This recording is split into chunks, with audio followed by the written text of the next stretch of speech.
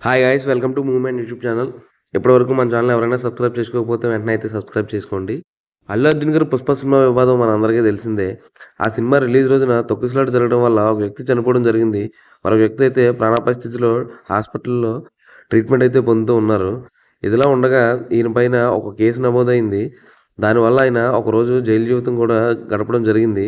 Bail మీద ఇప్పుడు బయటకైతే రావడం కూడా జరిగింది. ఇదందరికీ మనకు తెలిసిన స్టోరీ ఎక్కడి వరకు. కాకపోతే రీసెంట్‌గా ఒక ట్విస్ట్ అయితే బయటపడింది. సంజయ్ థియేటర్ యాజమాన్యం ఒక బందోబస్తు కోరుతూ అల్లు అర్జున్ గారి సినిమా కోసం ఒక చిన్న లేఖ అయితే రాయడం జరిగింది. అదైతే మన అందరికీ తెలిసిందే. అది మనం చూసాం కూడా. కాకపోతే ఇప్పుడు మరో కొత్త లెటర్ అయితే ఒకటి సర్క్యులేట్ అవుతూ ఉంది ఇండస్ట్రీలో. అందరికీ ఒక ఆశ్చర్యానికి అయితే గురిచేసింది. దాని సారాంశం ఏంటంటే ఆల్రెడీ సంజయ్ థియేటర్ బందోబస్తు కోసం రిక్వెస్ట్ చేయగా అక్కడ పోలీసులైతే నేరుగా దాన్ని తిరస్కరించారు. ఎందుకంటే అక్కడున్న పరిస్థితుల దృష్ట్యా మేమైతే ఎటువంటి భద్రత కల్పించలేము.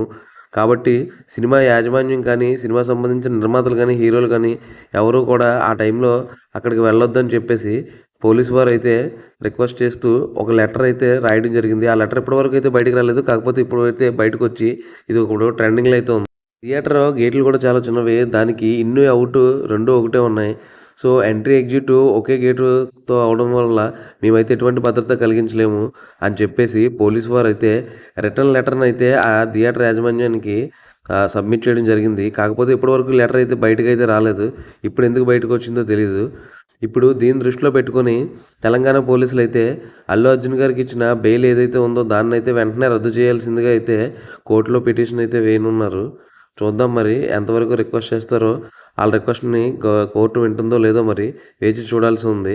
ఇప్పటివరకు కేవలం థియేటర్ యాజమాన్యందైతే ఏ తప్పు లేదు. వాళ్ళైతే రిక్వెస్ట్ చేశారు బందోబస్తు కోసం అనుకున్నాం. కానీ ఈ ట్విస్ట్‌తో అందరూ పోలీసులు వద్దన్నా సరే రావడం ఎంతవరకు నిజమో తెలియాల్సిందే. ఒకవేళ అదే నిజమైతే మీరు దాన్ని సమర్థిస్తారా? సో, కామెంట్ అయితే చేసేయండి. మరిన్ని ఇలాంటి ఇంట్రెస్టింగ్ అప్డేట్స్ కోసం సబ్స్క్రైబ్ చేసుకోండి మూవ్‌మెంట్. Thank you.